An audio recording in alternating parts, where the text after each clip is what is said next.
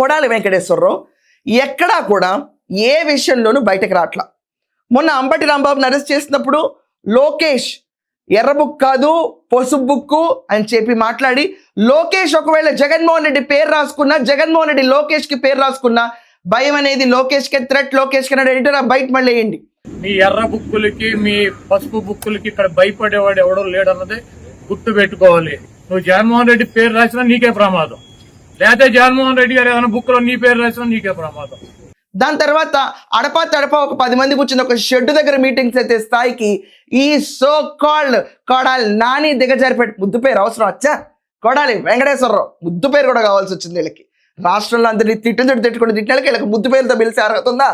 కొడాలి నాని అంటే నాని, నానన్న వంశన్న, మొత్తం ఆంధ్రప్రదేశ్ అంతా ఏకేకి పెట్టారు కదా ఈ పేర్ల గురించి. బైకాపాలో ఉన్న జమోరే వీళ్ళందరినీ పక్కన పెట్టుకుని తెగ యుద్ధాలు చేసేవాడు. ఇప్పుడు వీళ్ళందరూ ఎందుకు పనికిరాని వస్తారు?